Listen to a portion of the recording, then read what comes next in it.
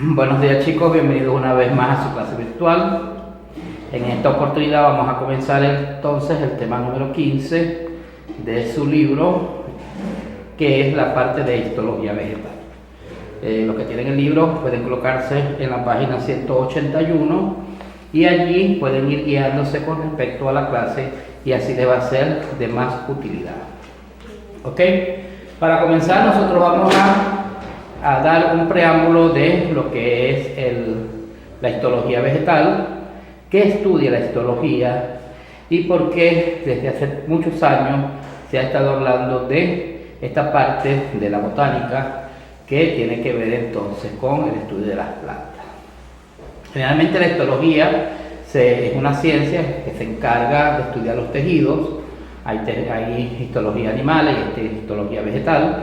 En el caso de la histología vegetal se encarga de estudiar los tejidos que conforman a las plantas y cómo estos se utilizan o cómo estos actúan para el crecimiento de las mismas y el desarrollo y por supuesto lo más importante que es su reproducción.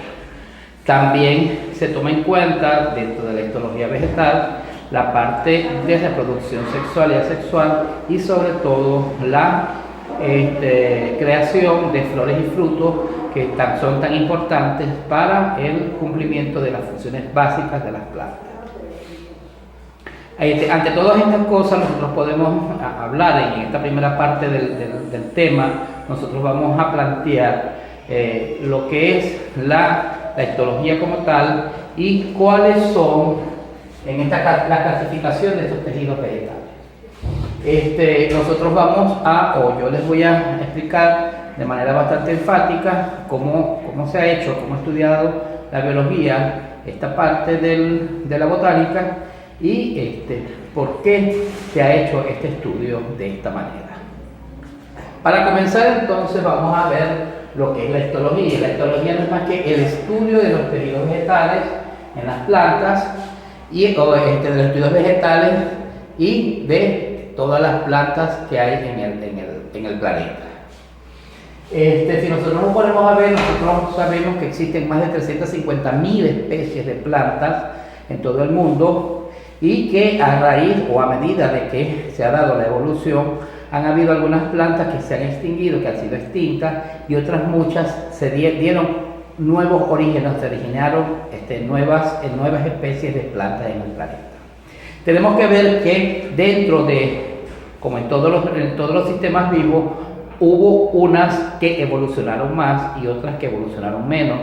¿Okay? Entonces, entre las que más evolucionaron, nosotros podemos hablar de los arbustos que tienen más de quizás unos 3.000 o 2.500 años y algunos que pueden alcanzar hasta los 4.000 millones de años, ya dado a las condiciones que a estas se han sometido y las condiciones que, aunque adversas hayan sido dentro del proceso de evolución, estas han podido resistir.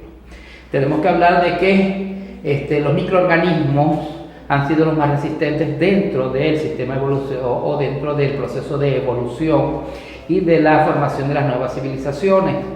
Y también tenemos que tomar en cuenta que las plantas, muchas de ellas, también se sometieron a esto, también se sometieron, digamos, a este juicio final, donde salieron airiosas, donde ganaron y le ganaron a esa hostilidad, a esa adversidad que se ha dado durante tanto tiempo con el proceso evolutivo. Hoy en día las plantas, muchas de ellas, son el ejemplo fehaciente de nuestra evolución, sobre todo del estudio a través del oxígeno número 14, de cómo estas se han mantenido y se han perpetuado durante tantos años. Otra parte que nosotros podemos ver es que cuanto más evolucionada sea una planta, mayor es el número de clases de tejidos que ésta tiene. Los tejidos en plantas superiores se forman por división sucesiva del cigoto y luego de la fecundación.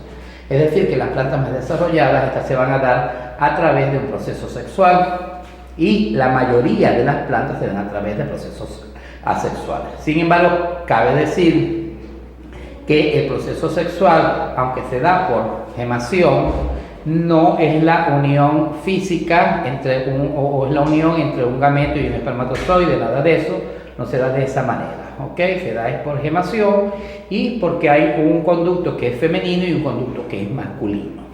Bien, entonces de esa manera es como estas pueden desarrollarse a través de un sistema que se llama polinización. Bien, dicho esto, entonces nosotros vamos a saber cuáles son la clasificación de estos tejidos vegetales. La clasificación de estos tejidos vegetales son, comenzando por el meristemo primario y el meristemo secundario. ¿Qué son meristemos? Los meristemos son aquellas células que permiten el crecimiento de un organismo. Es decir, que las meristemas o las células meristemáticas son aquellas que no interrumpen su proceso de división. Un ejemplo factible es que los humanos solamente poseemos células meristemáticas o meristemas en las uñas y en el cabello. ¿Por qué? Porque si nosotros arrancamos un cabello o cortamos el cabello, este vuelve a nacer, vuelve a crecer. Lo mismo pasa con las uñas. Nosotros nos cortamos las uñas y al cabo de unos días estas vuelven a crecer. Allí nosotros decimos que tenemos células meristemáticas, es decir, células que se dan por división más rápida. Y en las plantas ocurre eso. Nosotros cortamos un pedazo de una planta, una parte de una rama o una parte del tallo de la planta, como se le llama, y obviamente ese tallo va a volver entonces a crecer, a nacer. Y eso es lo que nosotros llamamos meristemas. Existen meristemas que son primarios en las plantas y meristemas que son secundarios. Los primeros cumplen la función de que éstas crezcan de manera longitudinal y lo segundo es que éstas crezcan de manera lateral. Bien, entonces decimos, existen dentro de esos tejidos unos que son protectores, unos que son de sostén, unos que son vasculares y otros que son fundamentales y otros que son secretores. Los primeros de estos son los protectores. Se crea en el tallo de la planta, se crea una epidermis, ¿ok? Y una epidermis y una peridermis. ¿Qué significa esto?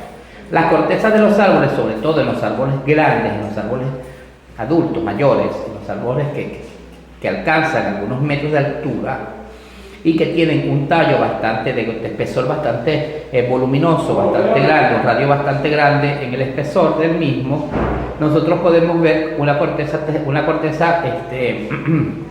del tallo bastante pronunciada. Esa corteza que nosotros vemos en la primera parte lo que denominamos como epidermis, es decir, es la parte externa de la piel de la planta, ¿ok? Como ocurre en nuestra piel, en nuestro sistema, en nuestra fisiología. Tenemos una epidermis, tenemos una dermis debajo y una endodermis.